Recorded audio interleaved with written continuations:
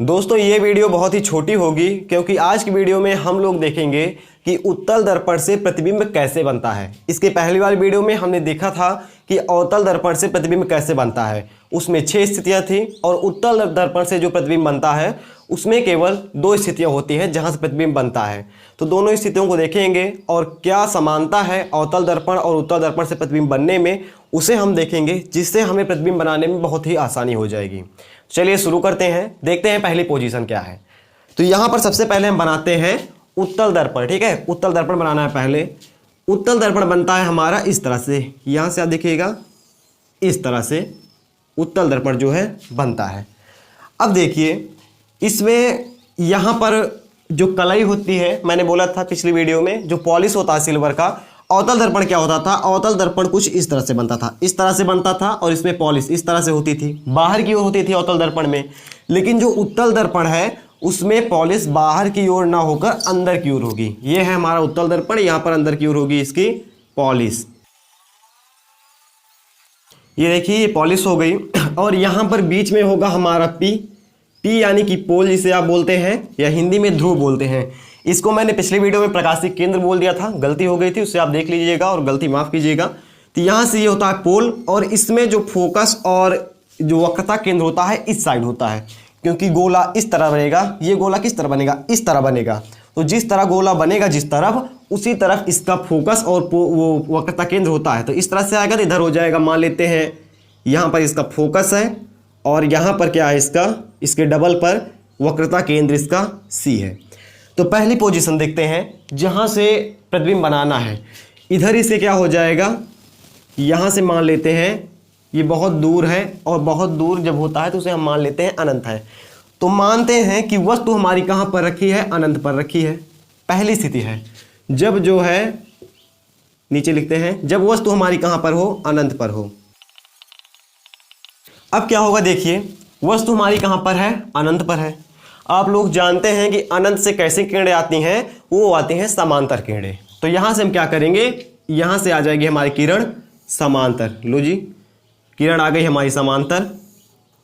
हमने क्या किया, इन किरणों को समांतर लाया तो ये क्या हुई, हमारे दर्पण से यहाँ पर टकराई। इधर पॉलिश है, जो हमारी किरणें हैं इधर तो आ नहीं सकती, तो ये क्या होगा हमारा, ये यहीं से रिफ्लेक्ट हो जाएंगी, यानी कि इस दिशा में चली जाएंगी। यहाँ से इस तरह बनाते हैं, क्या हुआ, और ये भी क्या हुई, रिफ्लेक्ट हो गई, इस दिशा में चली गई। देखिए गोल ये रहता है, तो आप ऐसे इधर से है, मतलब इस साइड से ऐसे मारेंगे तो ऐसे इधर को रिफ्लेक्ट हो जाएगी। तो ये रिफ्लेक्ट हो गई। अब हम क्या करेंगे, हमें प्रतिबिंब बनाना है, तो हम क्या करेंगे, जैसे यहाँ से रिफ्लेक्ट हुई है तो इस लाइन के सीध में, देखिए ना, इस लाइन के सीध में एक किरण इधर खींचेंगे तो ये आएगी लगभग इस पर। ठीक है, ये जो आप बाहर की ओर खींचे हैं, जो रिफ्लेक्ट हो रहे हैं, वहाँ से आपको खींचना है। पहला हमने ऐसे खींचा, बीच में थोड़ा गड़बड़ हो गई, हाँ अब ठीक है। तो ये फोकस से गया। अब जो ये लाइन है ये भी कहाँ से जाएगी, फोकस से। ठीक है, यहाँ से हमने खींचा एक लाइन और ये गया फोकस से होकर के।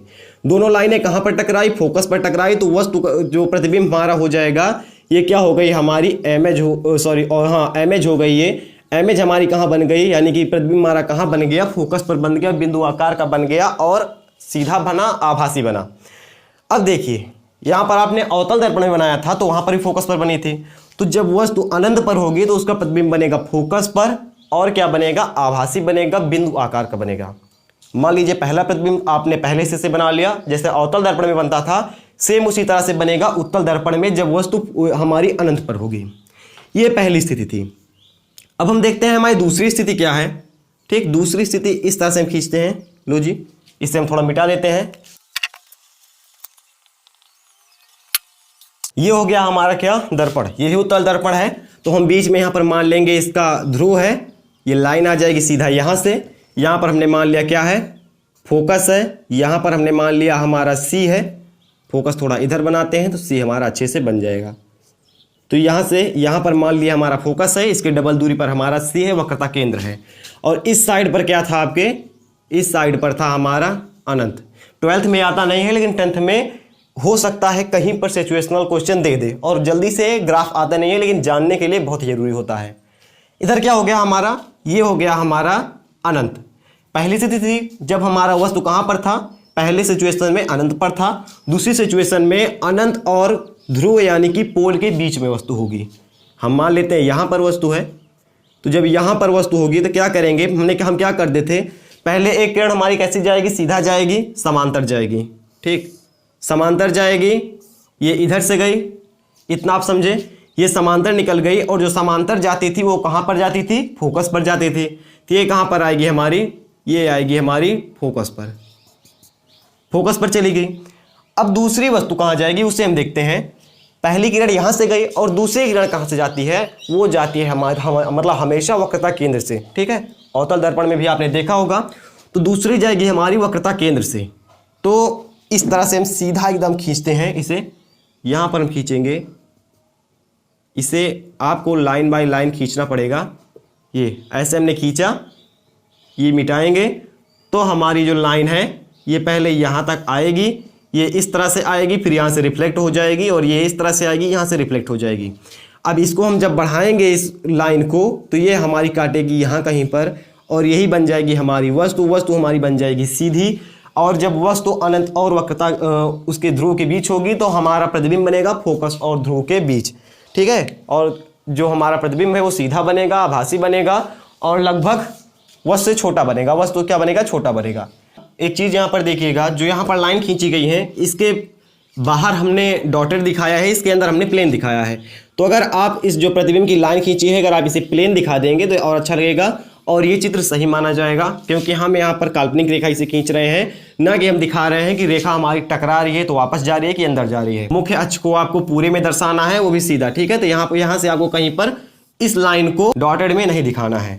तो ये थी हमारी दो सिचुएशन जिससे अवतल दर्पण में प्रतिबिंब बनता है, और ये होप आप समझ गए होंगे। अगर आप समझ गए हैं तो आप कमेंट करके मैं जरूर बताइएगा। हम मिलते हैं किसी नेक्स्ट वीडियो में। जय हिंद।